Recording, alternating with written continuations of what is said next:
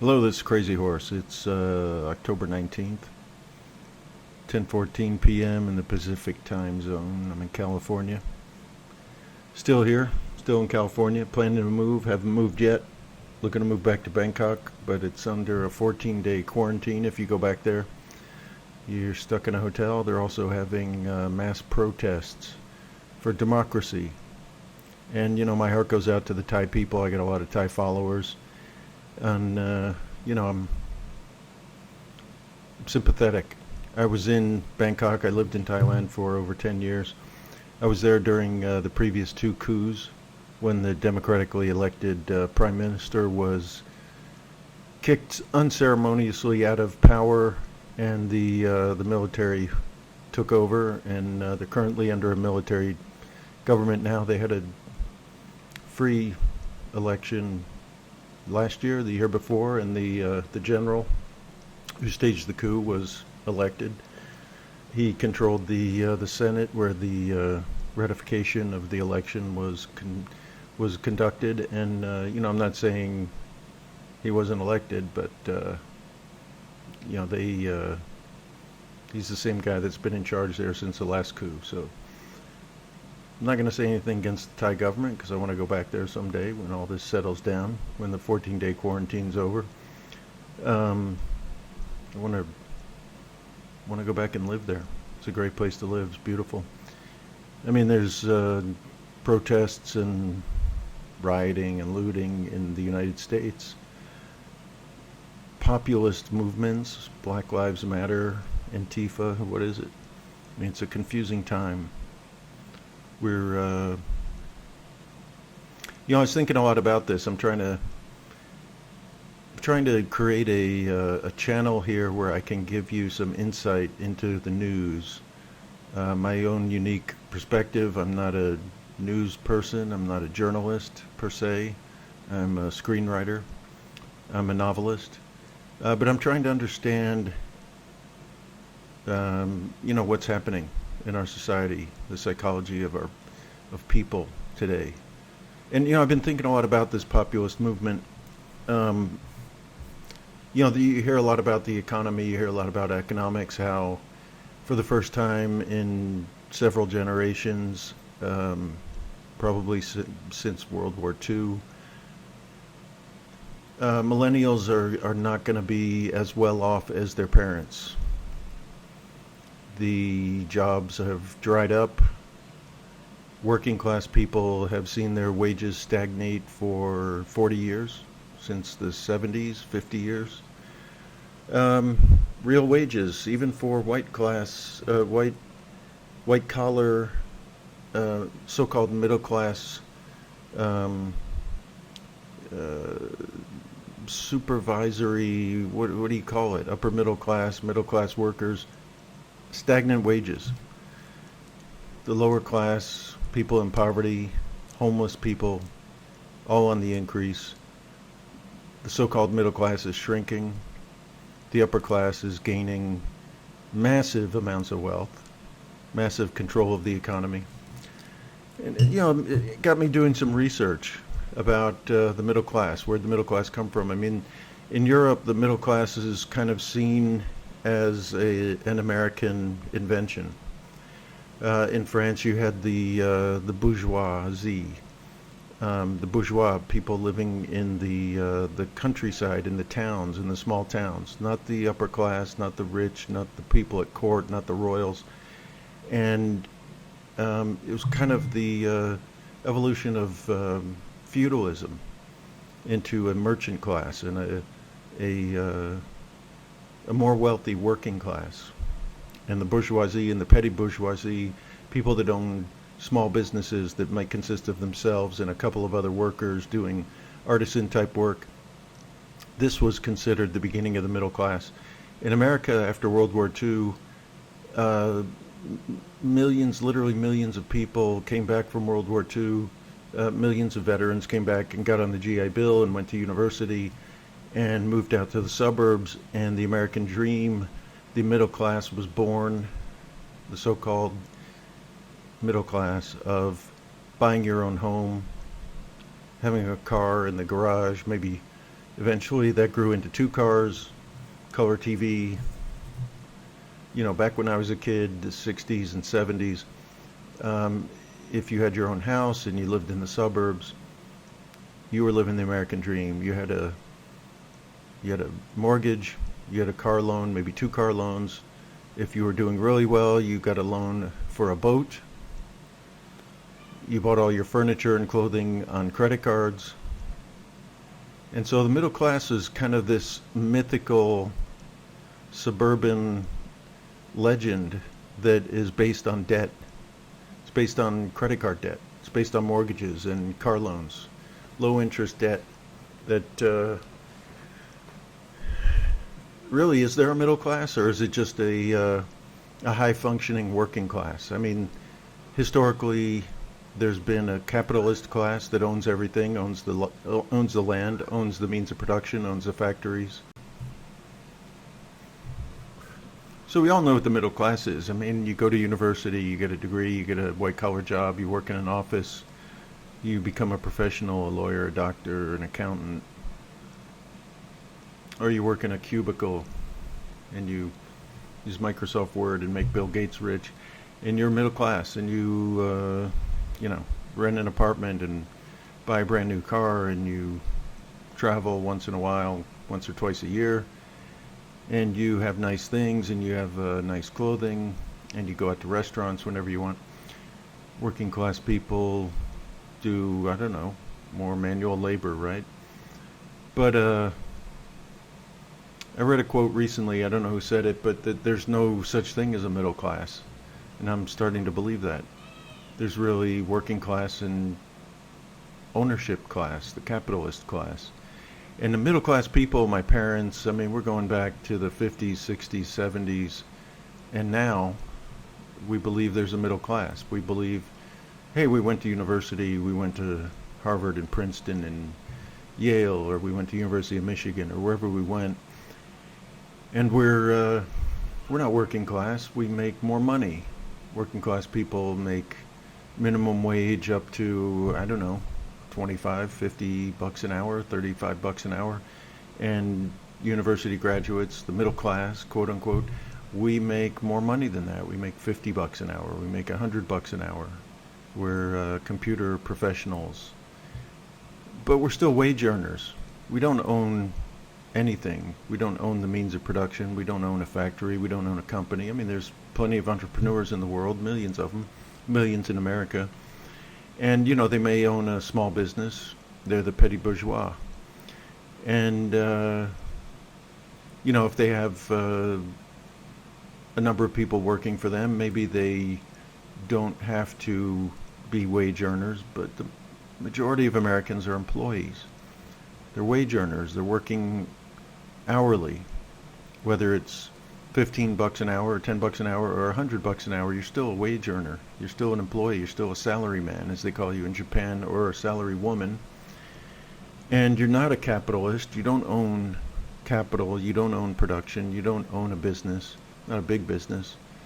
Maybe you're a passive investor. You have apartments and so forth and so on. I mean, people are right now changing that paradigm, right? They're climbing out of the working class and they're having much more passive income. They're doing Amazon business or Airbnb. Or in California, they're not doing Lyft or Uber anymore because the taxi unions saw to that, made sure that was impossible. Airbnb is getting more and more impossible everywhere as towns and counties and districts and HOAs and everybody else outlaws it because, well, they don't want to let people make money on their own. They don't want petty bourgeois making money that doesn't go to the county, doesn't go to the homeowners association, doesn't go to big business. So they're outlawing all these entrepreneurial businesses. Or they're limiting it to such a point that it's hard to make a profit out of it. It's still there, still surviving. Airbnb is going to have their IPO. We've had so many attacks on our Airbnb business to have to shut down for various reasons, mostly because the cities won't let us do it anymore. And that's happening all over the country. Why is that? Because they don't want you making money. They want you to be an employee. They don't want you to be a petty bourgeois. They don't want you to be part of the owning class, the capitalist class. They want to keep you in a cubicle. They want to keep you as an employee. And, that's where the vast majority of us are. I mean, there are professionals out there making money, and there are people making money on YouTube and Amazon and other places. But those are not the majority. That's the minority, right? The majority of people are wage earners. Before COVID, they had to go into an office, and whether they had to punch a clock or not, they had to be there 40, 50 hours a week. If you really wanted to get ahead and get a promotion, you were probably in the office 60 to 80 hours a week. You're a wage earner. You're a salary man.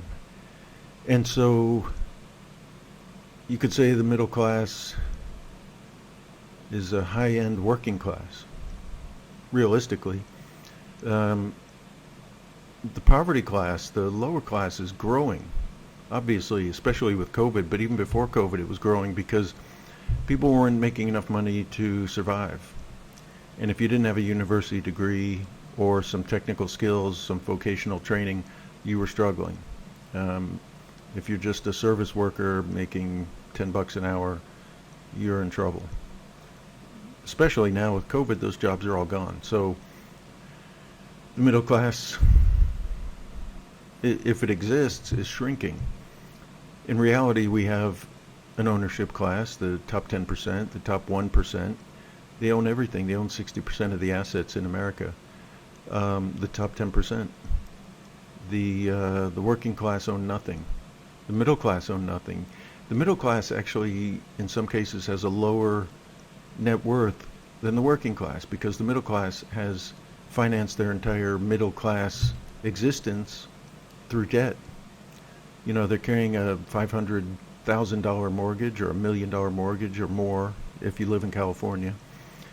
They have a car or two. If they're a family, they have a couple of cars mortgaged, loans. They paid for their marriage, their wedding, and their honeymoon on credit cards. They bought their furniture on credit cards.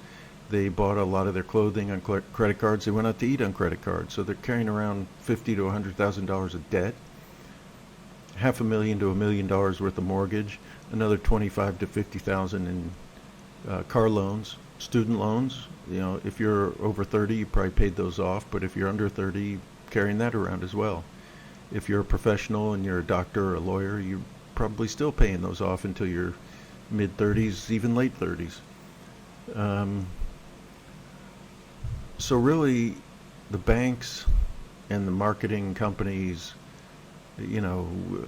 have created this myth of the middle class. It's really just a working class plus debt, a working class with mortgages and loans and credit card debt to allow you to have a lavish lifestyle that's evokes a upper class type lifestyle. You're driving BMWs and SUVs, and maybe you got a Land Rover or Range Rover, and you've got a nice house out in the suburbs. Maybe you've got a McMansion that's worth $1 million or $1.5 million in California.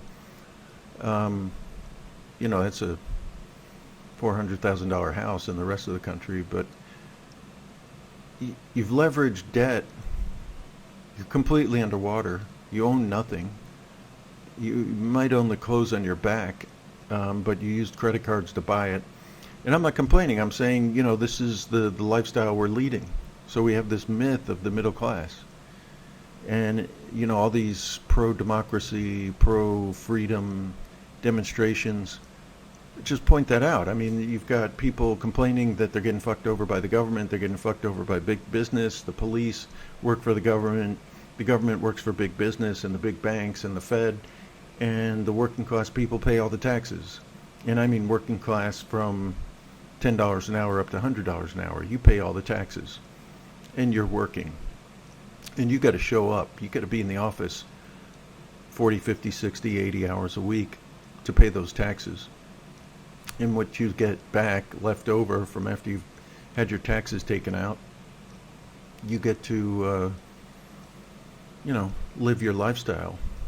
There's probably working class people who don't have debt, who have a net worth higher than most middle class people, who have a net of zero because they have so much debt, and they own nothing.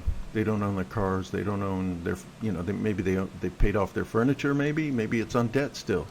They certainly don't own their house.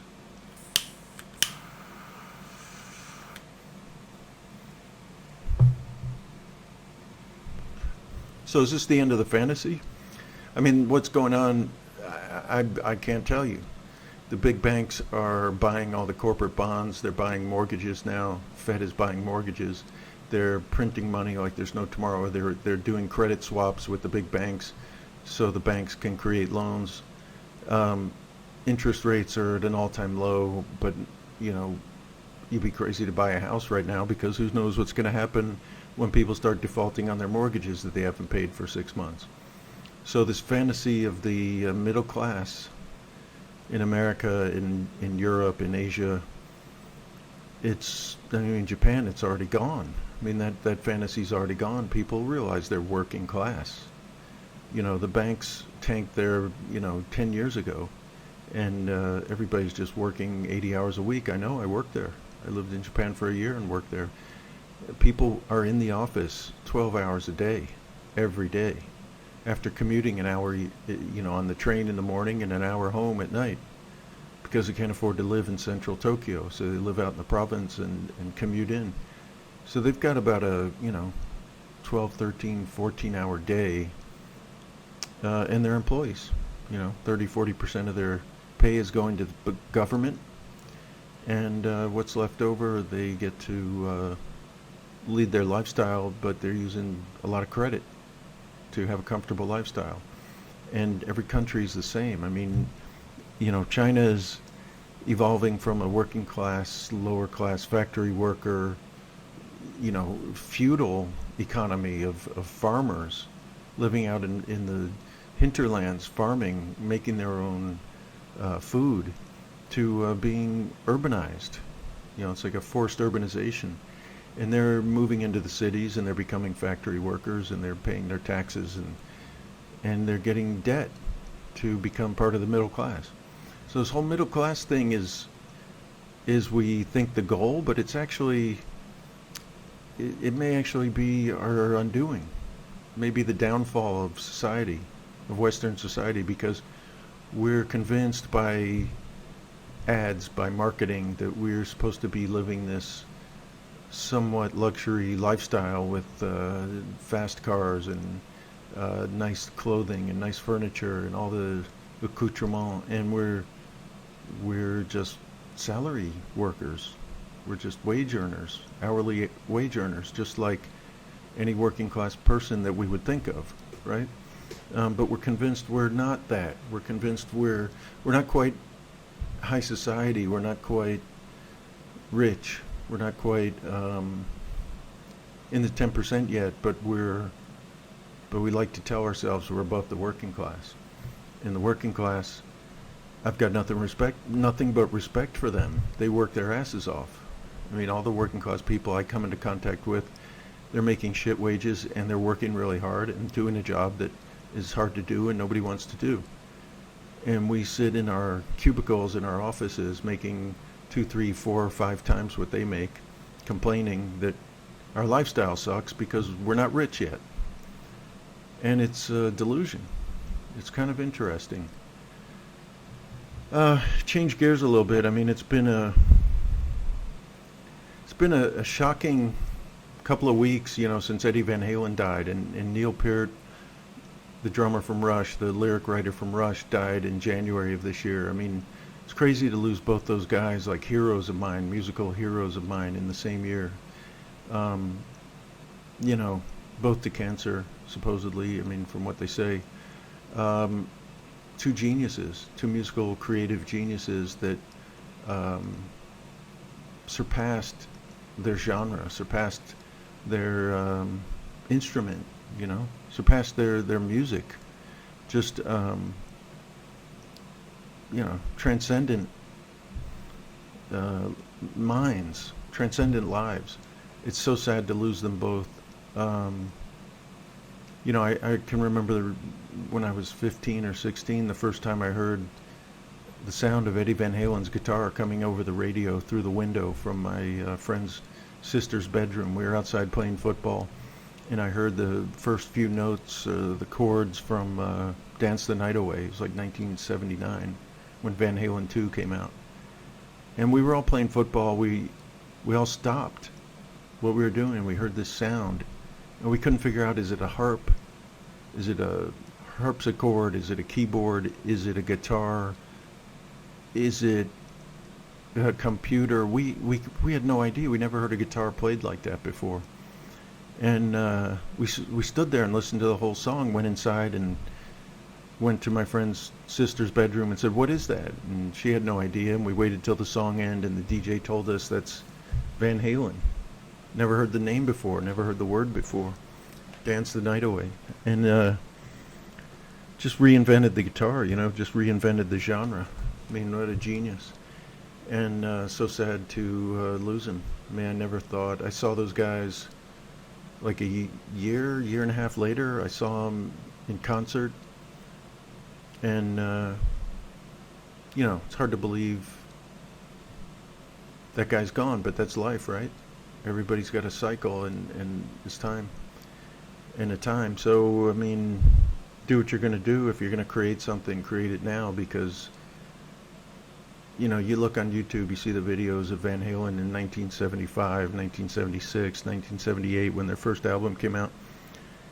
They were playing like they knew they were going to be superstars. They were going to fill stadiums when they could barely fill a tiny club. They believed in themselves. It's amazing. It's a lesson for creative people, for anybody, to believe in yourself, to do what you're going to do, to create. It's really what it's all about. To be a producer, not a consumer. Don't be a working class consumer, be a producer of quality, of art, of something useful for society that everybody else wants to consume, and then you can join the upper class. You can be an owner. It's crazy. It's a crazy world. I mean, here we are struggling to make a living during COVID, and we're all workers. We're all working class, and the truth of that is coming home. It's hitting us. It's hitting everybody. Own your own self. Own your own means of production. Own your own creativity. Own your own ideas. Make something out of it. Monetize it. Don't give up. I tell myself that every day. That's my lesson when I get up in the morning. What can I create today? What can I monetize today? What can I develop into an idea that I can turn into a product that I can offer to other people to improve their lives, even if it's a movie or a song or something creative to make them happy. I'm working on an idea for a movie to shoot in Bangkok based on my first book. And, I sat down, I wrote the script 2 years ago. I sat down this week and I rewrote it. And, it was the happiest time of my life is when I'm writing. That's all I want to be doing. Creating, putting my thoughts and creativity down on paper, creating a movie, and then filming it like I did my first movie, Miami Drive. Creating content, creating something. And maybe that touches someone. Maybe it reaches someone, like Dance the Night Away, That's a beautiful thing. I mean, that's what we're all here for. Create something. Create something out of your ingenuity, out of your own point of view, your own perspective. We're 2.5 weeks away from the election. Trump's going to win, obviously. I mean, nobody's going to vote for Joe Biden. It's a frightening thought. I mean, I dedicate this podcast, this vlog, to my Democrat friends. I mean, I have sympathy for you. I grew up in Miami, in a Democrat stronghold. I live in California, which is as Democrat as it can be. I'm sympathetic to your cause. I want to make everybody's life better too. I want to give people health care and food and shelter and everything else. But I also know that the best way to do that is through capitalism, through people creating great products that other people want to consume. It's not through handouts. It's not through liberal um, support programs. It's not through charity. It's through giving people opportunity to be the best person they can be, to create. And yeah, some people have disadvantages in this country and in this world, and we have to give them every opportunity. And then they have to seize that opportunity. They have to take that and run with it. Um, Best way to do that is to limit government and let people create. Let people create businesses. Let us working class people, us wage earners, we wage earners who make $100 an hour in IT like I do, and doing other things. We the professional class, the managerial class, let us become entrepreneurs and create businesses and companies and products that employ people, that create jobs, that create products that people want, and jobs for people to build those products here at home. That's how we save everybody. That's what I believe. And I don't care who wins the election. I'm not going to vote. I've said that many times. Whoever wins the election, it's not going to change what the Fed is doing, creating money, creating, swap accounts with the banks so they can loan more money. It's not, nothing that's going to change. The banks will still run everything. Doesn't matter who's president. We're still going to be at war. We're still going to be doing the shit we do. I really don't care who's president. I really don't care. I really don't care about these liberal causes, the Supreme Court and the rest of it. Yeah, equality for everybody, right? Equality of opportunity. Everybody should have a chance to go out there and do what they want to do. If you're counting on the government to help you, to give that to you, you're going to be left wanting. You're not going to get it. It's not the role of the government. It's your role. It's your job to go out and create opportunity for yourself. If you're relying on government schools, it's only going to take you so far. They're not going to teach you anything, really. I didn't learn a damn thing till I got out of school. It was like a sentence in a gulag. All I did was read books. I used to read 10 books a week when I was in school and show up at my classes in college so I could take the exams and then go to the library and check out 10 more books because I wanted to learn. I was stuck in this university where I had to go to the library and check out books and go home and read them and ignore my classes and ignore my studies because I wanted to learn. And if I went to school, I wasted my time regurgitating the crap they taught me and putting it on a test and then forgetting it one day later. I didn't learn a damn thing in school. What I learned was living and reading. So whether you go to school or not, do that. Read every book you can read. Read history, read psychology, read sociology. Understand this country. Understand history of this country. Understand the history of law. Understand the history of slavery and socialism and all these other things that everybody's talking about they know nothing about. Go read a book or two about it. Go understand it. Anyway, that's my message to you. It's a positive message. Learn, grow, produce, create. Doesn't matter if you're liberal or conservative. Doesn't matter if you're white or black or blue. It doesn't matter. Go out and create. Don't get caught up into violence with other people. Don't get caught up in aggression towards other people. Go home and create something that the world needs, and the world will beat a path to your door. I firmly believe that. This is Crazy Horse. Thank you.